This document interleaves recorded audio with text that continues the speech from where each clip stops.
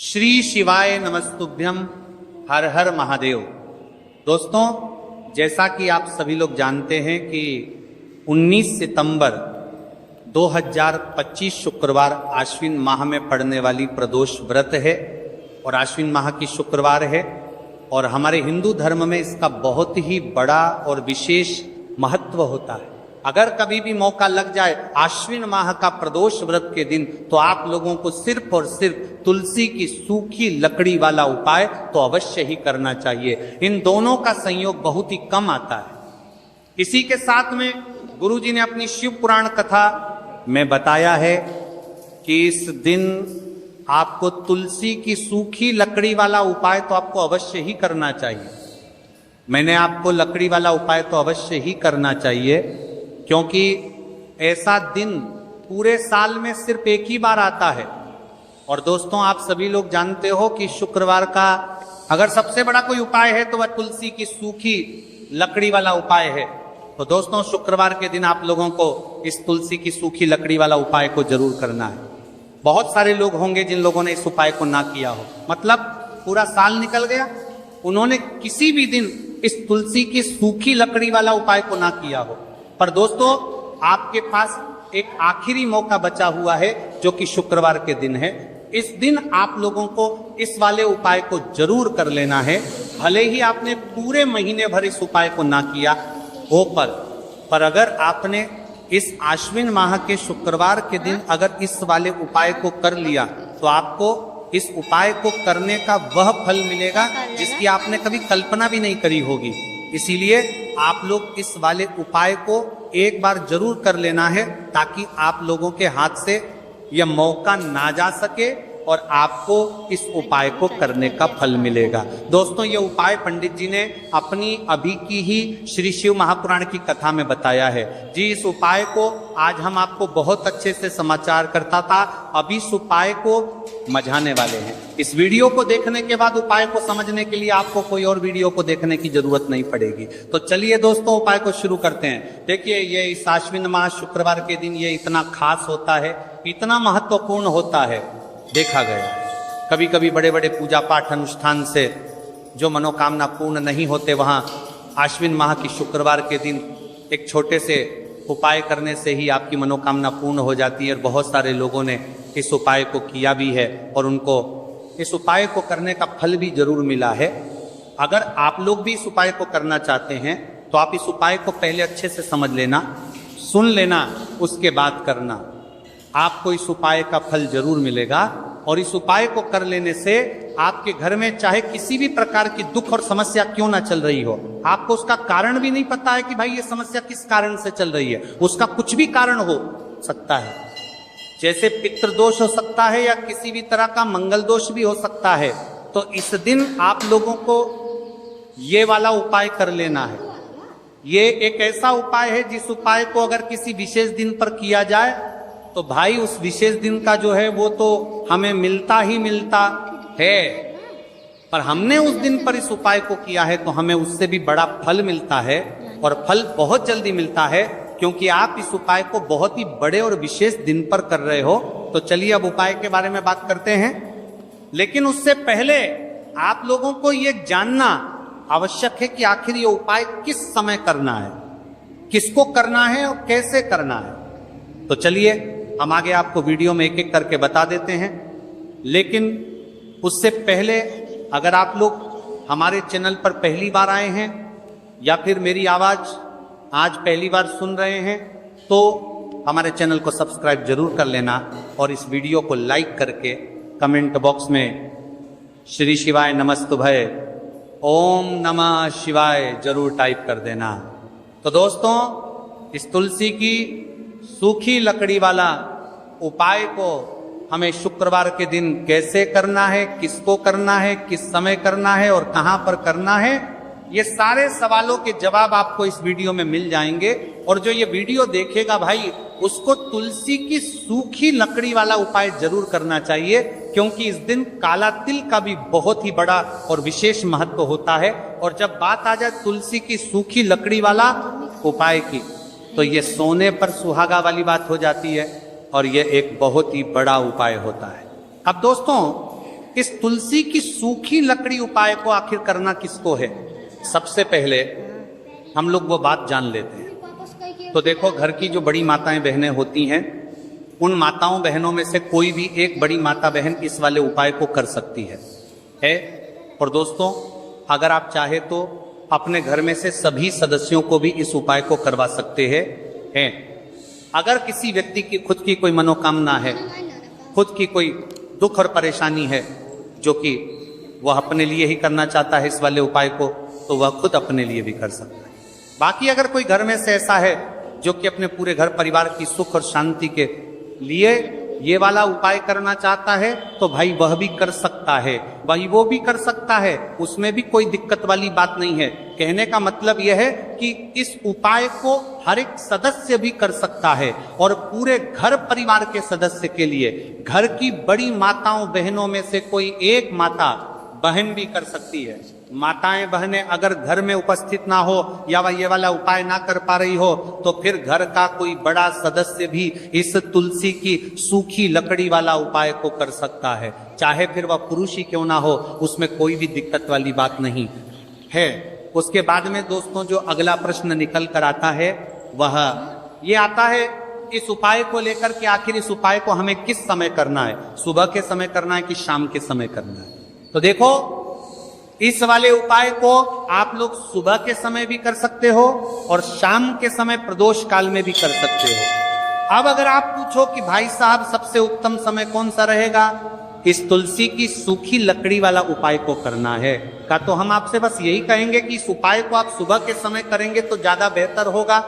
बाकी अगर प्रदोष काल शाम के समय भी करेंगे तो भी अच्छा होगा, उसमें कोई भी दिक्कत वाली बात नहीं है। तो अब दोस्तों जो अगली सबसे बड़ी और महत्वपूर्ण बात आती है वह ये आती है कि सुबह अगर हम उपाय को करेंगे तो हमें कितने बजे से लेकर कितने बजे तक के बीच में करना है, और शाम के समय प्रदोष काल में करेंगे तो हमें कितने बजे से लेकर कितने बजे के बीच में करना है।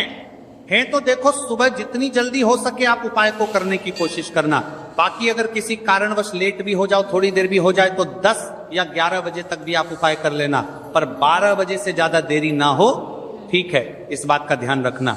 उसके बाद में दोस्तों अगर शाम के समय प्रदोष काल की बात करें, प्रदोष काल का जो समय होता है वह शाम के 6 बजे से शुरू हो जाता है। मतलब शाम के 6 बजे से शुरू हो जाता है, मतलब शाम के से लेकर 7 के बीच का जो समय होता है, यह समय प्रदोष काल का समय होता है।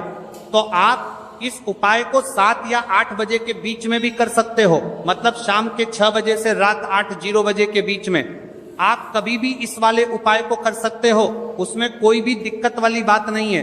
देखिए, यदि हम किसी भी प्रकार के उपाय को निश्चित दिन और निश्चित तिथि पर करते हैं तो इसका हमें बहुत अधिक लाभ मिलता है, और इन उपायों को करने के बाद हमारे जीवन में बहुत अधिक परिवर्तन आता है।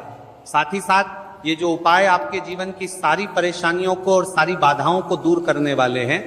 देखिए दोस्तों, आज के इस पूरे ही वीडियो में हम आपको 3 चमत्कारिक उपाय बताने वाले हैं, और ये तीनों ही उपाय बहुत ही खास और बहुत ही ज्यादा विशेष होने वाले हैं। तो चलिए दोस्तों, जान लेते हैं गुरु जी द्वारा बताए गए सबसे पहले उपाय के बारे में। भाद्रपद माह धन प्राप्ति उपाय, तुलसी की सूखी लकड़ी घर में रख देना, बहुत जल्दी करोड़पति बनोगे। इतना पैसा पत्र से बंदोरपति बनोगे, बरसेगा। राधे दे दोस्तों, आपको किसी भी दिन तुलसी की सूखी लकड़ी का उपाय घर पर करना है, और ऐसा समझ लीजिए कि तुलसी की सूखी लकड़ी का यह उपाय आपको बहुत जल्दी करोड़पति बनाएगा। क्योंकि जो मेरी का भाद्रपद का महीना है, ये श्री हरि विष्णु को सबसे प्रिय महीना है। तो देखिए, स्कंद पुराण में आता है कि भगवान विष्णु को सबसे प्रिय अगर कोई महीना है तो वह भाद्रपद का ही महीना है, और भाद्रपद के महीने में तुलसी के उपाय रातों रात आपके भाग्य को चमकाते हैं। ऐसे में आज की वीडियो में हम आपको तुलसी के ऐसे उपाय बताने जा रहे हैं जो रातों रात आपका भाग्य चमकाएंगे और बहुत जल्दी आपको महाधनी बनाएंगे। तो देखिए, श्री हरि विष्णु प्रसन्न होते हैं जब भी आप माँ तुलसी से जुड़ा हुआ कोई भी उपाय करते हैं। माँ लक्ष्मी प्रसन्न होती है जब आप श्री हरि विष्णु को प्रसन्न करते हैं। अब आज की वीडियो में जो उपाय हम आपको बताने जा रहे हैं इस उपाय को करने से श्री हरि विष्णु तुरंत प्रसन्न होते हैं और सीधे सीधे आप मां लक्ष्मी को प्रसन्न कर लेते हैं। आपके जीवन में आप खुद अपने सौभाग्य को प्राप्त कर लेते हैं इस छोटे से उपाय को करके।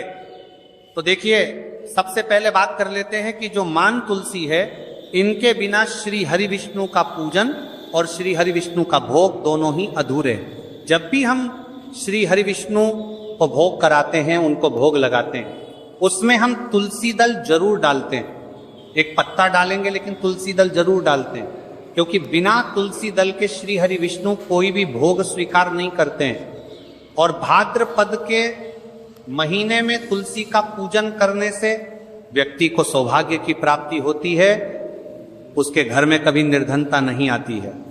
आप देखिए, सबसे पहले तो आपको भाद्रपद के महीने में एक हरा भरा तुलसी का पौधा अपने घर में जरूर लगाना चाहिए। अगर पहले से आपके घर में तुलसी का हरा भरा पौधा है तो बहुत उत्तम है। अगर नहीं है तो भाद्रपद के महीने में एक तुलसी जी का पौधा आप जरूर लेकर आ, क्योंकि सबसे श्रेष्ठ महीना है तुलसी के पौधे को अपने घर में लाकर लगाने के लिए।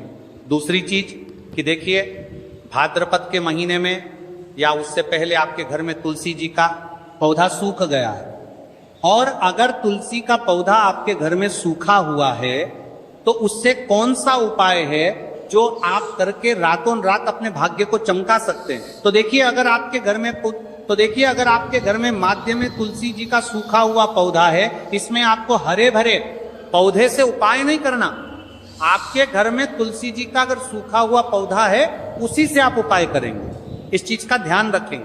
तो देखिए, अगर तुलसी जी का पौधा सूख गया है तो आपको क्या करना है, उसकी छोटी छोटी कहानियां लेनी है, गिन करके 7 कहानियां, ठीक है ना। कितनी कहानियां लेंगे? 7 कहानियां लेंगे। थोड़ा सा मौली धागा आपको लेना है और 7 तुलसी की सूखी लकड़ी को एक के अंदर एक यानी गट्ठा टाइप का बनाना है और उसको बांध देना है, ठीक है ना। सारी तुलसी की लकड़ियों को इकट्ठा करना है और मौली धागे से बांध देना है। बांध देंगे कलावा लपेट कर। अब आपको क्या करना है, रोली का तिलक इस तुलसी की सूखी लकड़ी पर आपको करना है। रोली का तिलक करेंगे। अगर चंदन है तो थोड़ा सा चंदन लगा दीजिए। अब ये तुलसी की जो सूखी लकड़ी है, ये आपको थोड़ी देर अपने घर के मंदिर में रखनी है, श्री हरि विष्णु के सामने, और एक देसी घी का दीपक आपको श्री हरि विष्णु के सामने लगाना है। दीपक गोल बाती का लगाएंगे और उसमें एक चुटकी पिसी हुई हल्दी डाल देंगे, ठीक है ना। श्री हरि विष्णु को हल्दी बहुत प्रिय है। दीपक लगा देंगे। थोड़ी देर बाद जो तुलसी की लकड़ियां हैं उनको ऐसे ही रखा रहने देंगे, तिलक कर देंगे। अब थोड़ी देर बाद आपको क्या करना है, तुलसी की वो जो सूखी लकड़ियां आपने बांधी थी कलावे से, मोली धागे से, अब आपको उन्हें उठाना है। एक छोटे से लाल कपड़े में आप इसको रख लीजिए, ठीक है ना। लाल कपड़े में रख लीजिए। पीला कपड़ा हो तो पीले कपड़े में रख लीजिए। रखने के बाद आपको क्या करना है, इसकी पोटली टाइप की बना देनी है। धागे से लपेट कर, मौली धागे से ही पोटली बना लीजिए, आराम से बन जाती है। अब इस पोटली को आपको कहाँ रखना है, इसे आपको अपने घर के मुख्य द्वार पर टांगना है, ठीक है ना।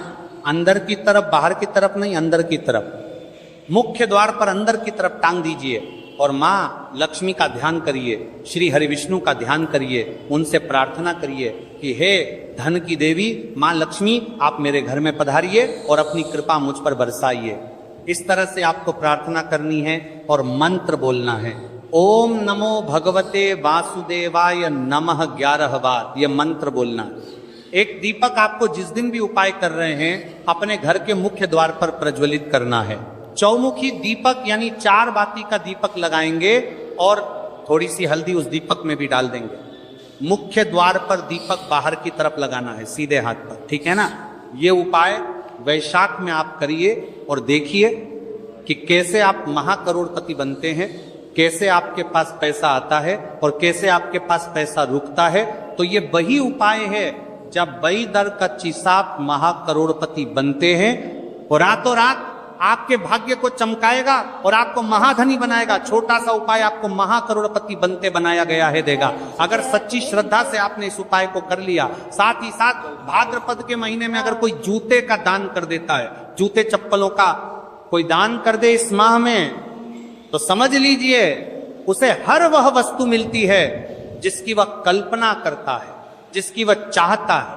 आपने अगर कुछ ऐसा सोचा है कि हाँ मुझे यह वस्तु या मुझे ये चीज मिल जाए, मेरी ये इच्छा पूरी हो जाए, आपकी कोई भी इच्छा अधूरी है, पूरी नहीं हो रही, तो भाद्रपद माह में आप चाहे एक व्यक्ति को दान करें, जूते या चप्पल का दान जरूर करेंगे, विष की कोरी हो करेंगे, चाहे पद माह में आपकी कोई भी इच्छा पूरी हो जाए करिए। जल का दान इस माह में के लिए जल के दान करिए, जल का दान करिए, जल के तरी करिए, जल के तरी करिए, जल के तरी करिए, जल के तरी करिए, मैं करिए, और फिर देखिए कि आपका भाग्य कैसे आपका साथ देता है और कैसे आप अपने जीवन में आगे बढ़ते चले जाते हैं। तो बहुत अच्छे से उपाय आपको बताया है। अब हम बात करते हैं दूसरे विशेष उपाय कि देखिए ये उपाय भी आपको तुलसी जी के पौधे के वहां पर करना है। आपके भाग्य का उदय करने के लिए आपके घर में धन सम परेशानियां है, कर्ज की समस्या अगर दिन पर दिन बढ़ती जा रही है, दो जाइए करारा, आपको दो जाइए करारा, आपको जाइए करारा करना है, रही है खत्म नहीं हो रही है, बहुत ज्यादा परेशानियां हैं, तो आपको ये उपाय करना चाहिए। देखो करना क्या है, बहुत ध्यान से समझो। आपको मात्र तांबे के पात्र के अंदर जल लेना है, उस जल के अंदर एक चुटकी आपको हल्दी मिला देनी है, ठीक है, और साथ में लेना है एक कमल गट्टा या केवल उपाय पिता त्रिपक्ष शुक्रवार चैत्र नवरात्रि के दिन करना। अगर आपको ऐसा लगता है कि आपके जीवन में अष्टलक्ष्मी का वास नहीं है, भाग्य का साथ आपको नहीं है, नहीं मिल पा रहा है, तो आप ये उपाय शनिवार के दिन कर सकते हैं, शुक्रवार के दिन भी कर सकते हैं, ठीक है, शनिवार और शुक्रवार दोनों दिन आप ये उपाय कर सकते हैं। देखो करना क्या है, इस टाइम के पात्र के अंदर हल्दी डाली और एक कमल गट्टा डाला। अब आपको तुलसी जी के वहां पर जाना है। देखिए जब आप हल्दी डालोगे जल के पात्र के अंदर, तब आपको ओम नमो भगवते वासुदेवाय का 11 बार जाप करना है, फिर हल्दी डालना है। जब आप कमल गट्टा जाप करता है कि कापे आते कि पात्र के अंदर, मैंने पात्र के अंदर कापे कट्टा जाप करना है, एक कमल गट्टा जाप करना है। बात को ओम नमो भगवते वासुदेवाय का 11 बार जाप करना है, फिर करना है। जब कमल गट्टा जाप करना है, जब आपको हल्दी डाल दिया गया, जब कमल गट्टा जाप करना है, हम कमल गट्टा जाप करना है, जब कमल गट्टा जाप करना है, जब कमल गट्टा जाप करना है, जब कमल गट्टा जाप करना है, जब कमल गट्टा जाप करना है, जब कमल गट्टा जाप करना है, जब कमल गट्टा करना है, जब कमल गट्टा जाप करना है डालोगे, तब आपको ओम श्री नमः या ओम महालक्ष्मी नमः इस मंत्र का जाप करते हुए एक कमल गट्टा डालना है, 11 बार जाप करना है, ठीक है। कमल गट्टा और हल्दी दोनों होना चाहिए। कमल गट्टा महालक्ष्मी का प्रतीक माना जाता है, और हल्दी जो है वह भगवान विष्णु के निमित्त आप हल्दी डालेंगे, ठीक है। इस जल को आपको तुलसी जी की जड़ में अर्पित करना है, अर्पित करना है। ओम नमो भगवते वासुदेवाय का जाप करते हुए बस इतना सा उपाय करना। धन संबंधित को कोई भी परेशानियां है वह सब दूर हो, ऐसी आपको प्रार्थना करनी है।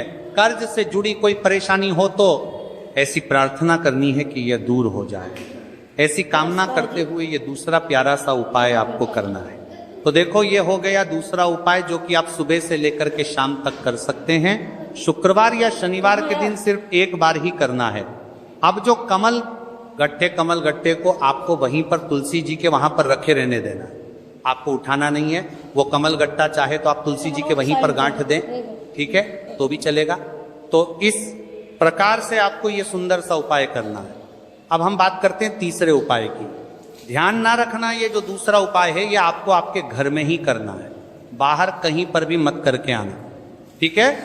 घर में अगर तुलसी जी हो तो ही आप ये उपाय कर सकते हैं। अब आपको क्या करना है, भगवान शिव के मंदिर में जाएंगे, जो एक बेलपत्र है वह माता अशोक सुंदर वाले स्थान पर आपको अर्पित करना है।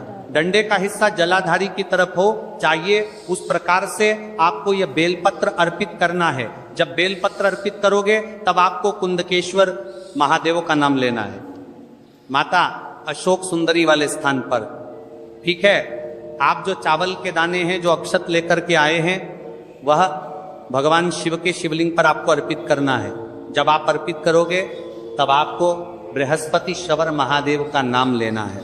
बृहस्पति शवर महादेव ही एक ऐसे महादेव हैं जो आपके गुरु ग्रह को मजबूत करता है। तो आपको इस प्रकार से अर्पित करना है, और अंत में एक लौटा जल धीरे धीरे पतले दरा से बृहस्पति शवर महादेव का स्मरण करते हुए या श्री शिवाय नमस्तुभय का जाप करते हुए आप अर्पित करें। यह मात्र केवल और केवल शुक्रवार के दिन किया जाता है और यह उपाय बहुत ही ज्यादा प्रभावशाली है। ध्यान रखना, हल्दी का उपयोग मत करना। चावल में पीला करना है, चावल को तो पीला चंदन ही होना चाहिए।